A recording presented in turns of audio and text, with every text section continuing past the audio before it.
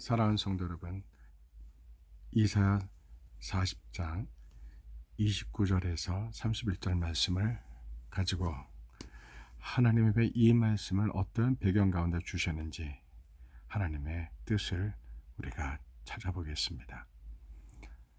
피곤한 자에게는 능력을 주시며 무능한 자에게는 힘을 더하시나니 소년이라도 피곤하며 곤비하며 장정이라도 넘어지며 쓰러지되 오직 여호와를 앙망하는 자는 새 힘을 얻으리니 독수리가 날개치며 올라감 같을 것이요 다른 박질을 하여도 곤비하지 아니하겠고 걸어가도 피곤하지 아니하리로다. 이 말씀은 굉장한 말씀입니다. 오늘 말씀의 제목은 지쳐 쓰러진 자에게 하나님은 능력을 주신답니다. 인생길에 너무 지쳐 힘들어서 지쳐 쓰러져 있는 성도들에게 하나님은 함께 하십니다.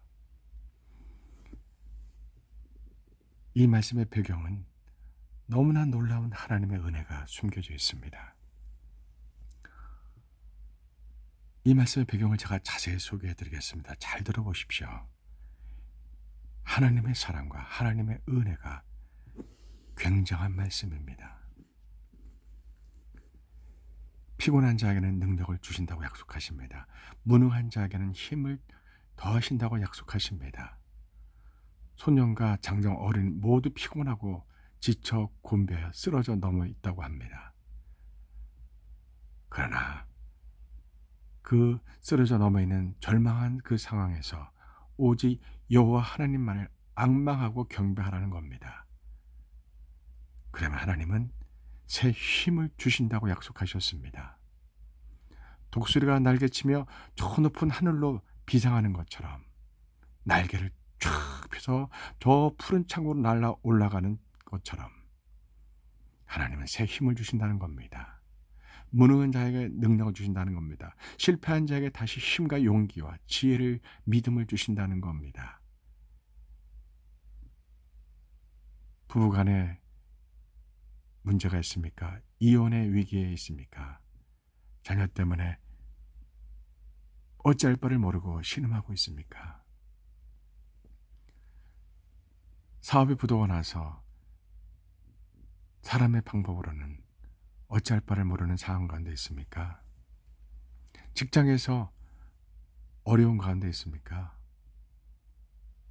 부모님 때문에 속상한 분이 있을 겁니다.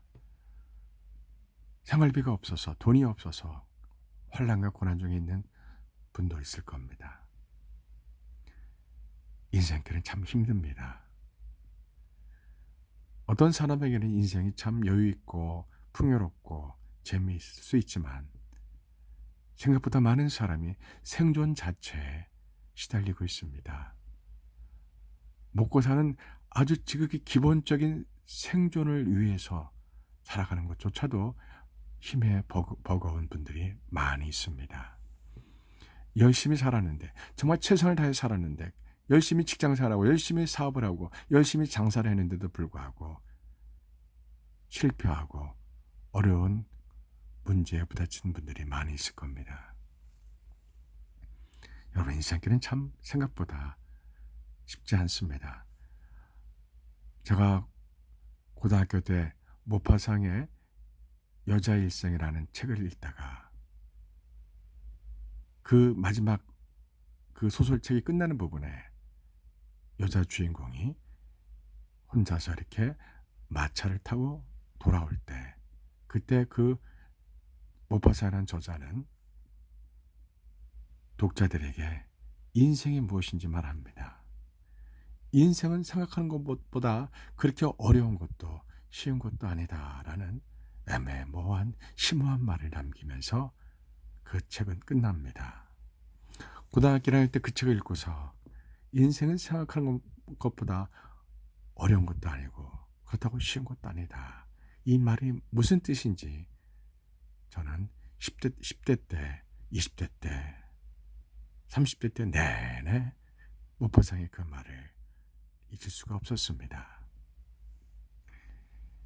이제 나이가 50대 중반이 되어서 그 못바상의 그 고뇌가 무슨 뜻인지 압니다. 성경에는 그 못바상의 질문에, 그 고뇌에 하나님은 우리에게 수없이 대답해 주고 있습니다. 인생은 우리가 생각하는 것만큼 그렇게 어려운 것도 쉬운 것도 아니다. 이 질문을 전도서에서 수없이 합니다. 여러분, 전도서는 히브리어로 코엘렛이라는 단어입니다. 전도서라는 번역이 매우 부적절합니다. 코엘렛은 현자라는 뜻입니다. 지혜로운 자라는 뜻입니다. 참된 인생이 무엇인지, 참된 인생의 의미가 무엇인지 수많은 질문을 가지고 하나님께 고뇌하며 물어봐서 답을 찾아가는 게 전도서 말씀의 핵심입니다. 사람들은 이 전도서를 잘 이해 못합니다. 또 다른 종교에 있는 사람들은 기독교는 심오한 인생의 깊은 고뇌가 없다고 그렇게 잘못 말하는 사람도 있습니다. 여러분, 전도서는 히브리어로 접근하면 이 세계에서 가장 심오한 책입니다.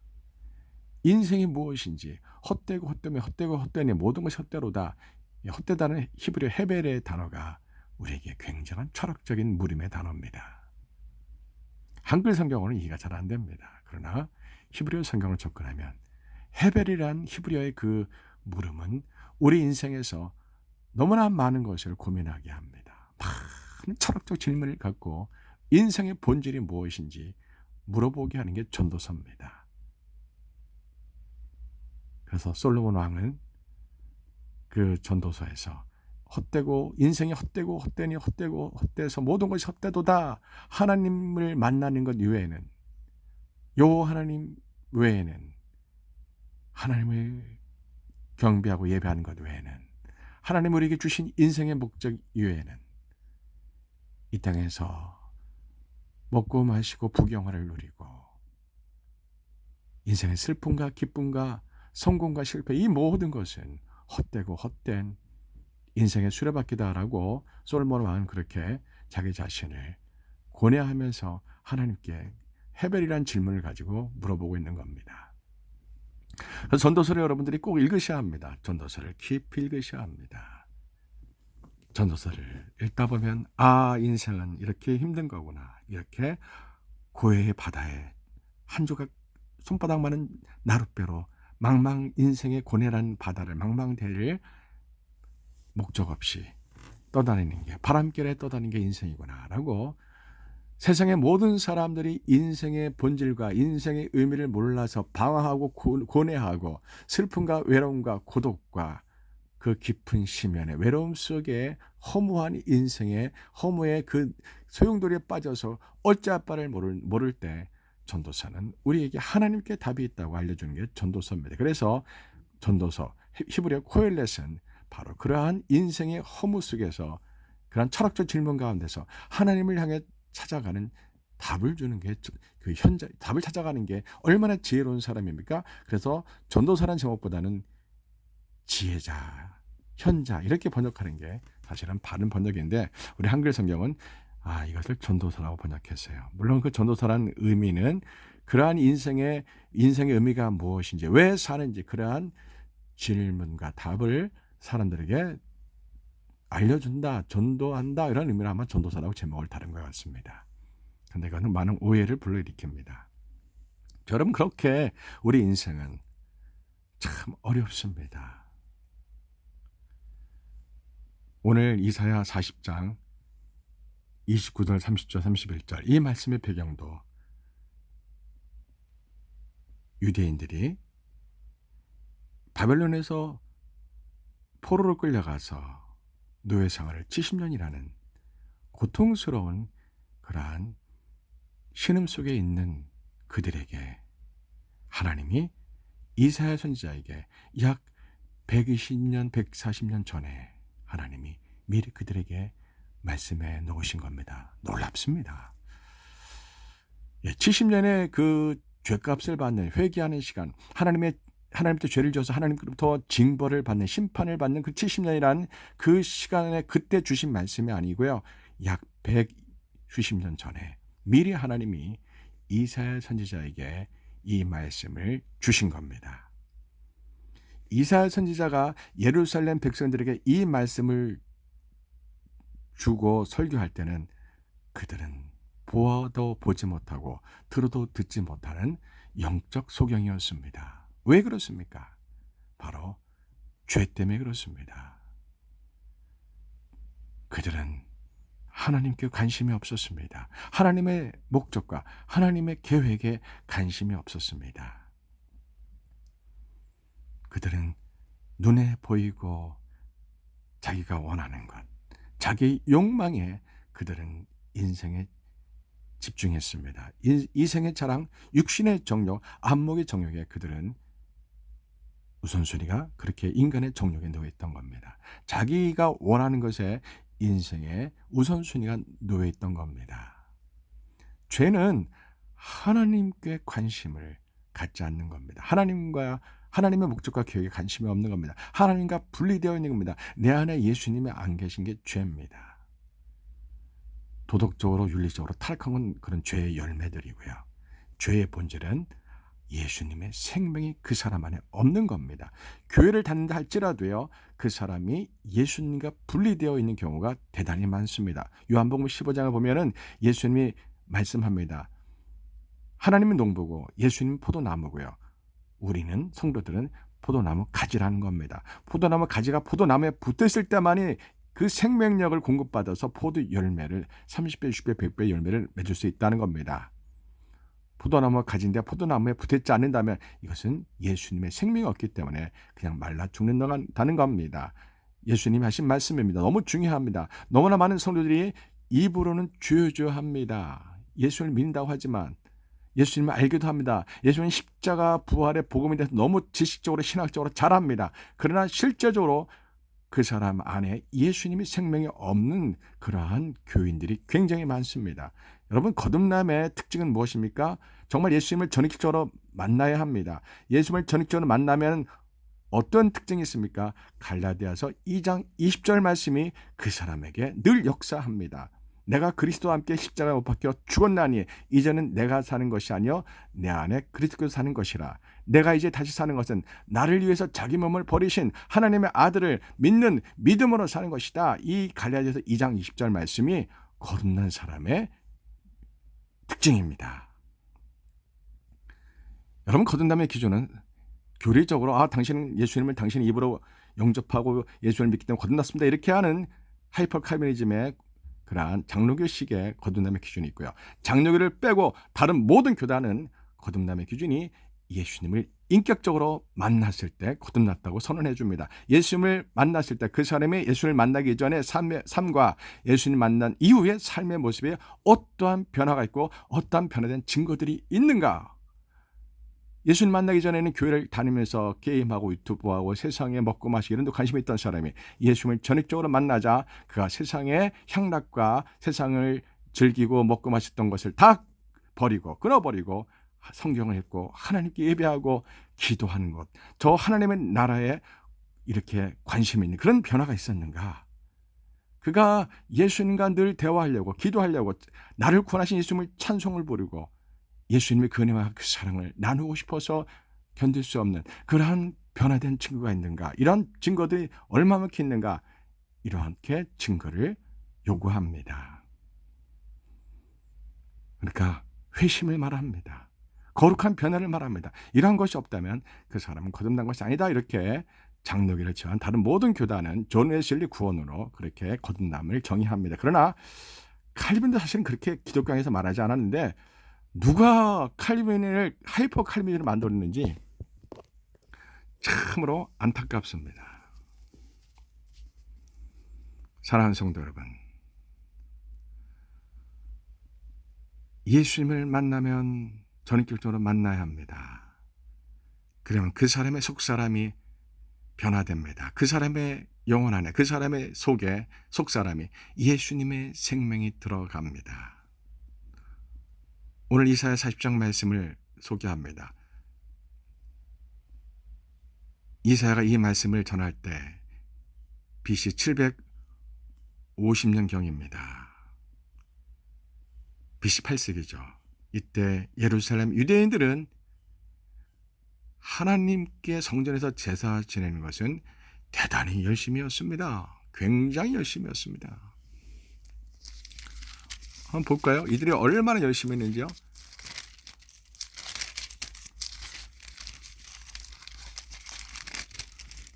자,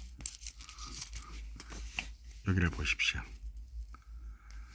여기 보면은 여기 나오네요.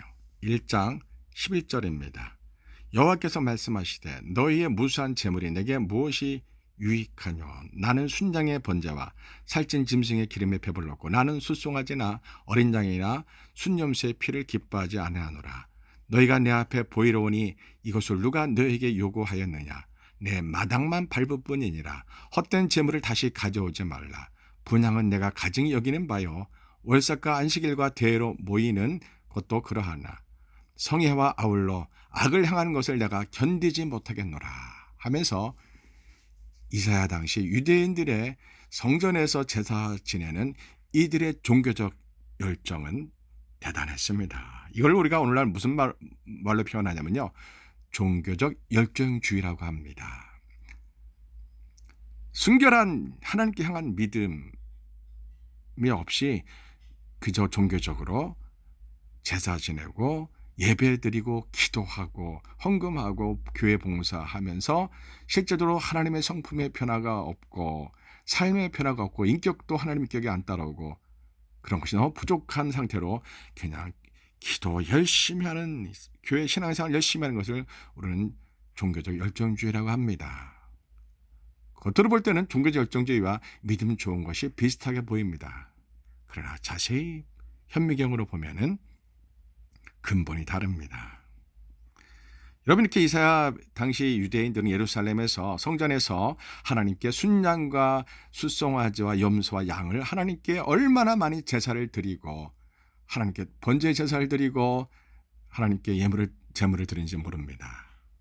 하나님은 이들의 예배를 받지 않습니다. 하나님이 이들이 동시에 우상을 섬기고 세상에서 불의를 행하고 악을 행하고 음란하고 타락하고 하나님의 공의와 정의를 지키지 않고 이들은 도덕존리적으로 타락했기 때문에 하나님은 너희들이 아무리 하나님 앞에 제사를 지낸다 할지라도 너희가 내 앞에 보이러 오고 내 마당만 밟는다고 너희들의 죄 때문에 너희들이 예배드림에 동시에 죄를 짓기 때문에 내가 견디지 못하겠노라고 하나님이 탄식하십니다. 자, 여기 또 봅시다. 하나님이 이스라엘 예루살렘 백성을 보고 4절에 슬프다 범죄한 나라요 허물진 백성이요 행악의 종자요 행위가 부패한 자식으로다 말합니다. 왜요? 여기 보시면요 1장 2절에 보면은요 하늘이여 들으라 땅이여 귀를 기울이라 하면서 이 이사야 선지서 말씀은 법정 소송 양식이거든요. 하늘의 재판장입니다. 하나님의 판사고요 재판장이고요. 이사야 선지자가 검사입니다.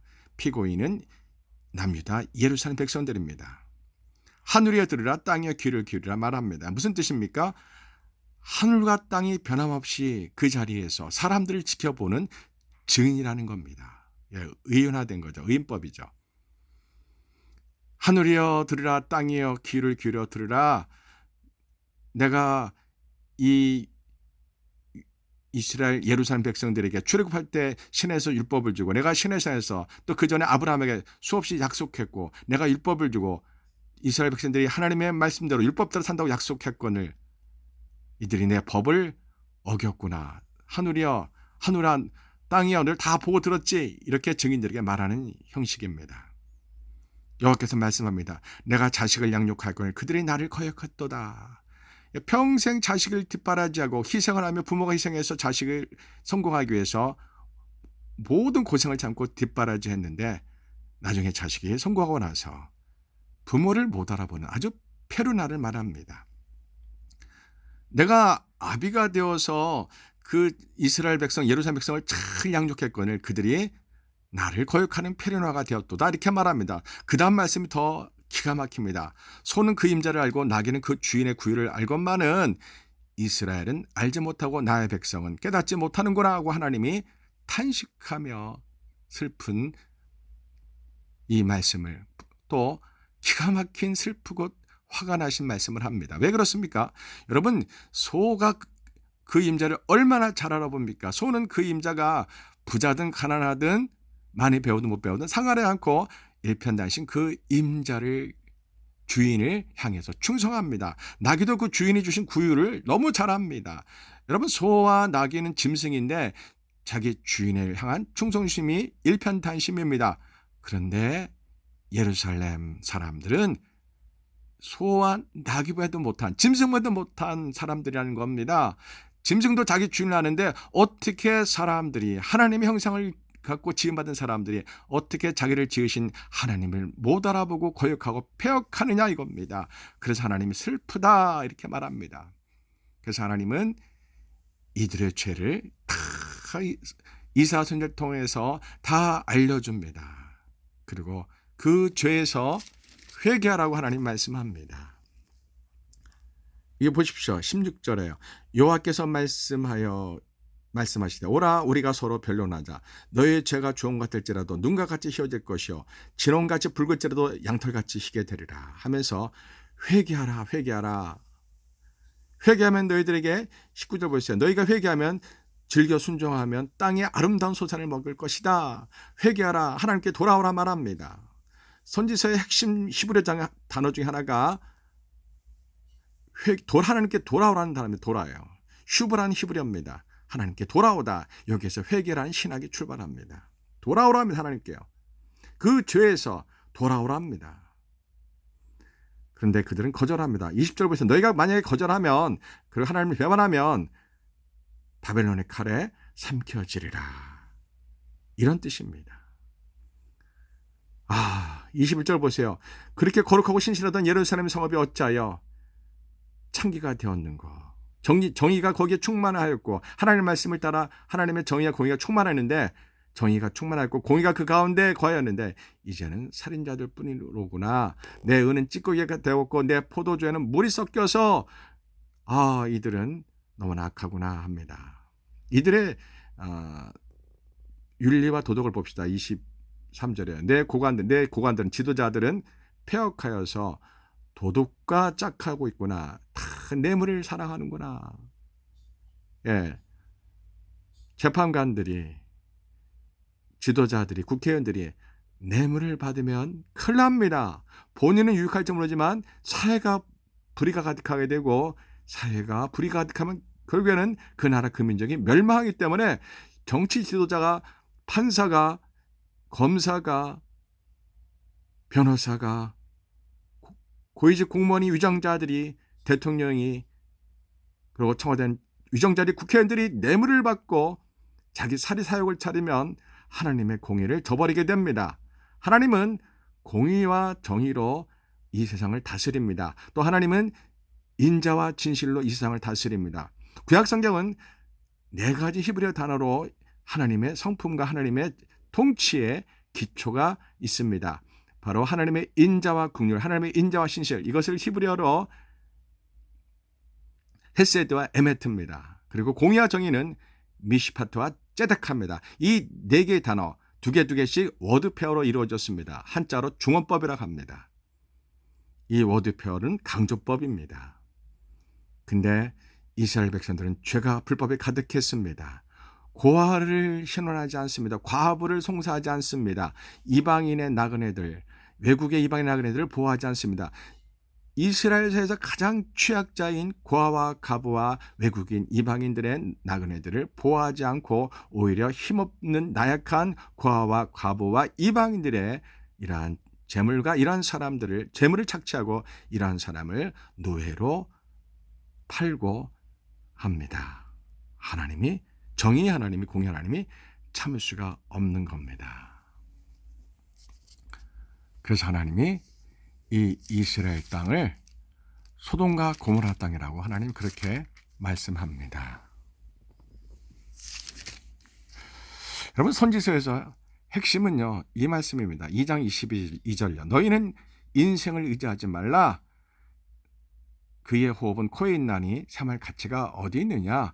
하나님이 오늘 밤에 지금 당장 그 사람의 생명을 걷어가면 아무것도 아니라는 겁니다. 한 줌의 흙에 불과한 것이 인생이라는 겁니다. 그런데 왜 사람들이 자기가 마치 하나님처럼 하나님 자리에 올라가서 이 세상을 쥐락펴락 할 수 있는 그러한 교만에 빠져 있는지 어리석음을 깨달으라 이 뜻입니다.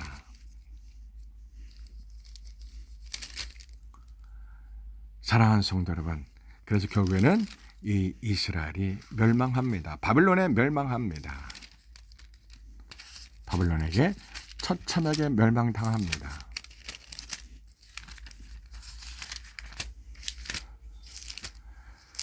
여러분, 선지서에서 29장 이사 29장 이 말씀 너무 중요합니다. 주께서 이르시되 이 백성이 입으로는 나를 가까이 하며 입술로는 나를 공경하나 그들의 마음은 내게서 멀리 떠났나니 그들이 나를 경외함은 사람의 계명으로 가르침을 받았을 뿐이라. 이 말씀 참 너무너무 참 마음이 아픈 말씀이에요. 하나님에 대해서 교회에서 너무 잘 배운다는 겁니다. 교리적으로, 신학적으로, 성경적으로요. 그런데 유대인들이 하나님의 말씀을 갖고 그들이 탈무드를 만듭니다. 그래서 나중에 성경보다는 탈무드의 계명이 더 중요하게 여겨지는 아이러니한 일이 생깁니다. 이게 그 뜻입니다. 주께서 이르시되 이 백성이, 예루살렘 백성이 입으로는 하나님을 가까이 하며 입술로는 하나님을 찬양하고 기도하고 막 하나님을 공경하고 사랑한다고 말하지만 그들의 마음은 하나님께서 멀리 떠나 분리되어 그들이 세상을 사랑하고 자기를 사랑한다는 겁니다. 왜 그런 일이 생깁니까? 이들이 탈무드 같은 사람의 계명으로 하나님에 향하여 배우기 때문에 그렇다고 합니다. 성령에 의해서 정말 하나님의 말씀을 있는 그대로 하나님의 말씀의 뜻을, 하나님의 말씀을 통한 하나님의 계획과 목적을 배운다는 게 아니고요. 사람들이 랍비에 의해서 하나님의 말씀이 잘못 하나님의 말씀을 해석한다는 그러한 주석과 그러한 탈무드로 이게 잘못된다는 겁니다. 오늘날 교회가 제자 훈련을 하고 성경 공부도 하고 목사님들 많이 설교합니다. 많은 목사님 설교를 가만히 보면은 비성경적인 설교가 너무나 많습니다. 사람들의 감성에 호소하고 사람들의 상처에 상담학적으로 설교하는 경우가 또 너무나 많고요. 그리고 정말 사람들이 듣고 싶은 그 이야기에 공감해주는 설교가 너무나 많습니다. 여러분, 하나님의 말씀을 전할 때 반드시 없어서는 안 될 주제가 있습니다. 바로 죄입니다. 죄가 무엇인지 언제나 설교 때마다 나와야 합니다. 그리고 죄를 회개하는 것이 반드시 나와야 합니다. 예수님의 십자가의 보혈의 복음이 나와야 되고 부활의 복음이 나와야 되고 성령의 역사가 반드시 설교 때마다 나와야 합니다. 여러분, 담임 목사님이 설교할 때마다 회개하세요. 죄를 버리세요. 죄는 하나님이 진노하십니다. 회개하셔야 됩니다. 예수님이 십자가의 보혈의 옷을 입으세요. 예수님 십자가 피로 여러분 죄를 씻으세요. 여러분의 부활의 갑옷을 입으세요. 부활의 영광의 은혜를 사모하세요. 예수님 곧 오십니다. 예수님 다시 오실 날을 깨워서 기다리십시오. 사모하십시오. 성령의 역사를 사모하십시오. 이런 말씀이 설교 시간에 들어있지 않는다면 그 목사님은 100% 진짜 같은 가짜 목사입니다. 사꾼 목사입니다. 큰일 납니다. 그런 교회에서 당장 떠나셔야 합니다. 여러분, 또 더 아주 사악한 게 있습니다. 예수님이 십자가 부활의 복음을 말하는데 실제로 설교자가 그 마음에 예수님의 생명에 성령의 역사가 없고 인간의 지식과 신학과 인간의 열정으로 설교하는 것을 경우도 있습니다. 제가 아는 목사님이 있습니다. 3,000명이 되는 장로교회입니다. 목사님 한 달에 사례비가 1,000만 원입니다. 승용차가 1억에 가까운 승용차 타고 다닙니다. 그분은 설교 때 유창합니다. 예수님의 복음을 얘기하고 마지막 때를 얘기합니다.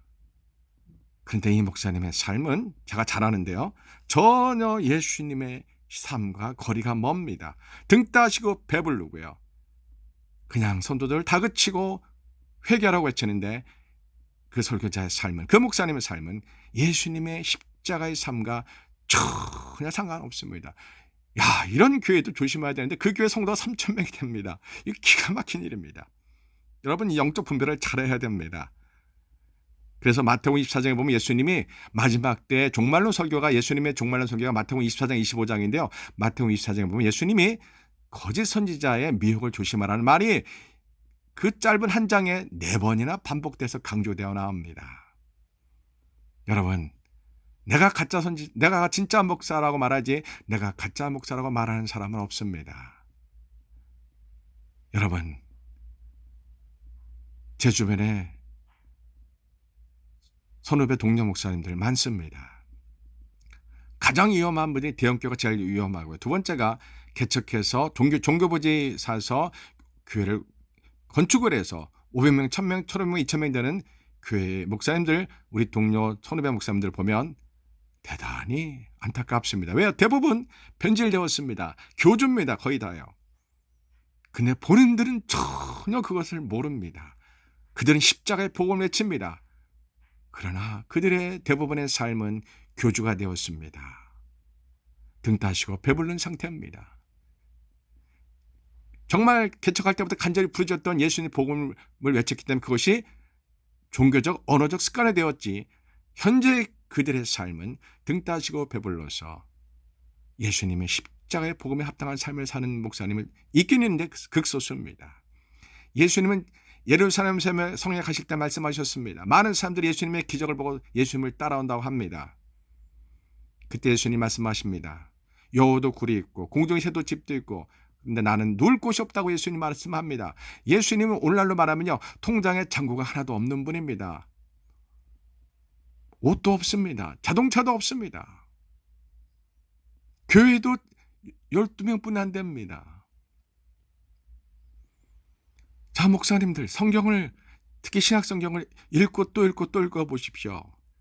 예수님과 사도들이 어떤 목회를 했습니까? 대형교회를 이루었고 교회 성장에 목을 맸습니까? 절대 아닙니다. 한 영혼이라도 예수님을 만나고 그 영혼 안에 예수님의 생명이 있기를 우리 목사님과 예수님과 사도들은 그렇게 목회했습니다. 여러분, 이사 시대 때 이스라엘 백성들이 그들의 이사 선지자가 그들의 죄를 알려주고 했지만 그들은 이사야 전할 말씀이 귀에 들리지 않았습니다. 그들은 결국 이사야 선지자, 에레미야 선지자 이러한 선지자들의 예언을 따라서 결국 그들은 바빌론에 멸망당하고 그것도 3번에 걸쳐서 멸망당합니다. 한 번에 확 멸망된 것도 아니고 하나님이 2번까지 경고를 줍니다. BC 605년에 바빌론 느부갓네살 쳐들어옵니다. 많은 사람들이 노예로 끌려갑니다. 다니엘도 끌려갑니다. 성전의 금과 은을 다 내어줍니다. 그런데도 그들은 회개하지 않습니다.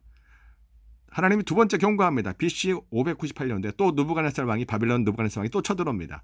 또 이들은 예루살렘을 항복하고 성전에 있는 금그릇 주고 많은 젊은이들을 노예로 내어줍니다. 이때 에스겔과 여호야긴 왕이 끌려갑니다. 여러분, 그러면 그들이 회개하고 하나님께 돌아와야 되잖아요. 그러나 그들은 끝끝내 돌아오지 않습니다. 왜 그렇습니까?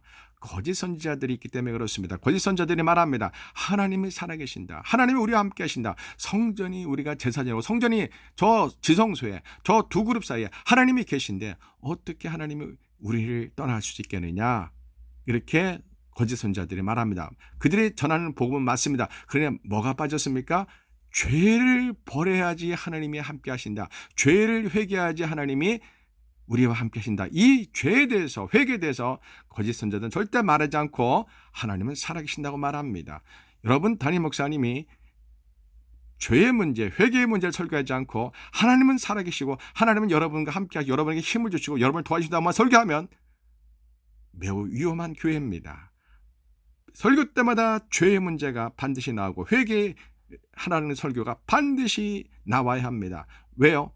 오늘날 회개 없는 구원, 회개 없는 천국, 회개 없는 은혜를 너무나 많이 설교합니다. 믿는 자들의 죄가 너무 가득합니다. 반복된 은밀한 죄가 교회 다니는 성도들, 목사, 장로, 권사, 집사들이 예수님을 믿노라 하면서도 세상에서 죄를 너무 많이, 은밀한 죄가 습관적으로 너무 많이 집니다.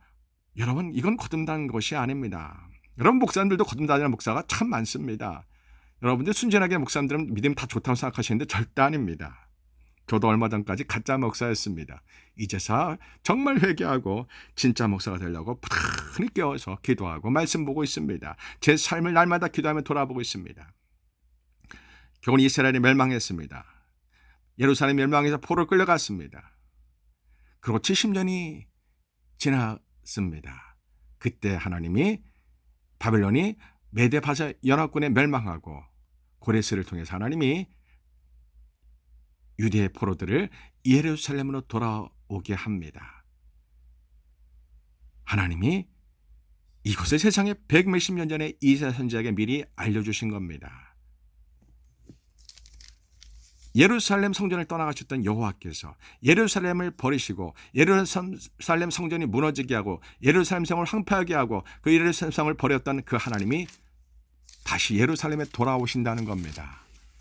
야, 여러분, 이 말씀이 40장이에요. 저 말씀입니다. 40장 3절 말씀입니다. 외치는 자의 소리여. 외치는 자의 소리여. 이르되 너희는 광야에서 여호와의 길을 예비하라. 이스라엘 떠나셨던 예루살렘을 유대인을 떠나셨던 여호와께서 다시 돌아오신다. 그 여호와께 다시 돌아오는 길을 예비하라. 사막에서 우리 하나님의 대로를 평탄하게 하라 이겁니다.